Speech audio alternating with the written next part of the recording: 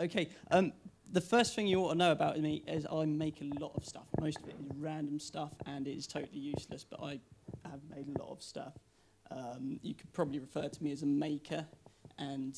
Oh, slide's still there, hang on, run out of things to say.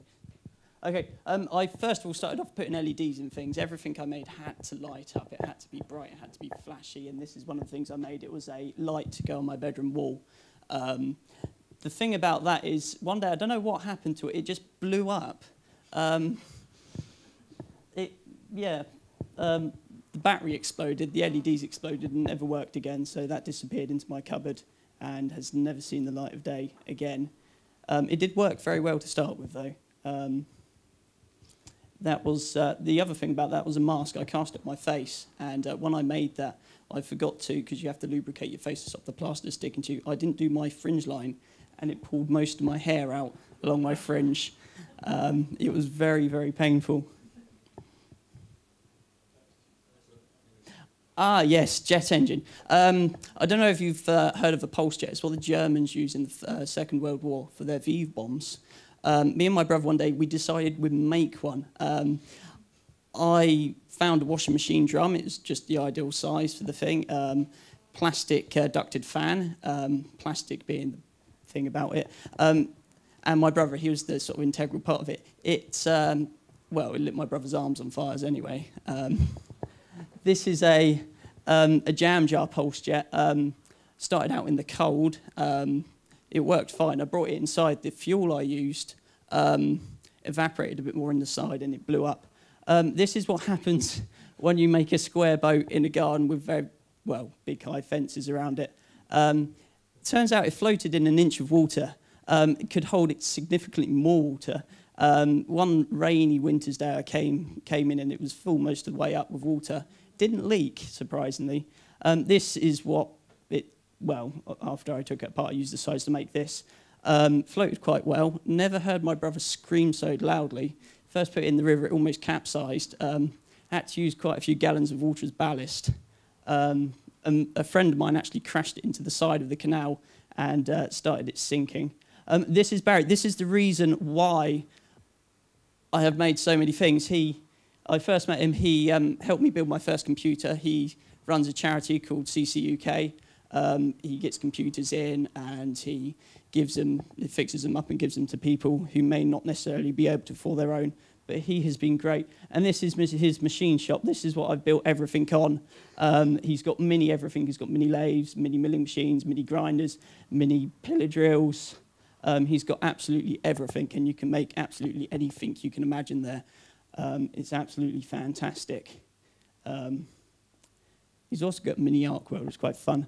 50. A long, long time ago, I got asked one night if I could help cover for somebody at 50, and that was about 6 years ago. I've been doing it ever since. We usually get about 15 to 20 members a night. They're from year 6 to year 9 or something. And we, once a year, the Matrix does do something called Ready for Action. This is the first time I got to use something called a bushwhacker, absolutely fantastic hedge trimmer or grass trimmer with metal blades. Amazing. But we try and get some members from 50 over to do that. They help out in people's gardens, make a real difference in some people's lives. I only made 11 air rifles, mostly as a engineering challenge. Some of the principles behind it fascinate me. For example, you have to make pressure cylinders, all airtight, precise mechanical components that all have to fit together to make it safe. That's a coil gun. It uses high voltage capacitors discharged through a coil of copper wire around a plastic non-ferrous core to accelerate a metal slug into, well, infinity, basically. This is the dangerous one. This didn't work too well. It vaporized the end of my best, screwdriver. There was a malfunction inside the power supply, and I couldn't discharge it. So the only safe way to discharge it was to stick my screwdriver inside, vaporize the end, deafened me, and I couldn't see anything for hours. So bright was the flash. That was a DVD burner, or the laser inside was. It started off as a sonic screwdriver I was making for my little brother, but I found a laser and thought, hey, why don't I put that inside? So I thought I'd keep it. And I had to make the optics myself out of the DVD tray. Oh, there's another one. Inline vortex gun, my attempt at a pepper pot. You've got your air cylinder, you've got your pepper cylinder, and you've got your barrel. You can pepper your dinner and everyone else in the room from about 3 meters away. It's quite effective. I've used it several times. This is my second attempt at a laser gun. Uses a 500 milliwatt, 635 nanometer laser. It's red. I think it's 635 nanometers. That's quite a bit more powerful than the last one, and it's USB chargeable. You can plug it in and charge it from your computer. And that is my segue. It's possibly the most dangerous thing I've ever made. I've fallen off this time. Well, it took me, 6 or 7 attempts to get that video without me falling off, because it is so prone to sort of bugging itself and falling over.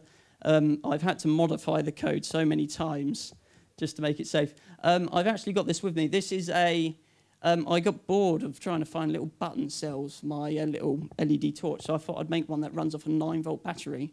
It works quite well. It's incredibly bright. It gets a little warm sometimes, as you can imagine. But that clips onto the end of a 9-volt battery, and you can just light up everything. And ready for action. I've met so many people. I'm not very old, I'm only 20. So many people so willing to help other people do stuff. These people, ready for action, they dedicate their Maybank holiday to helping other people. It's absolutely fantastic. And I wouldn't be where I am without people helping sort of people less well off. And some of the things I aim to do in the future, space-time rift generator, you know, that sort of thing. And most of the stuff I've made with working in front of it, because mostly it blows up. Okay, thank you.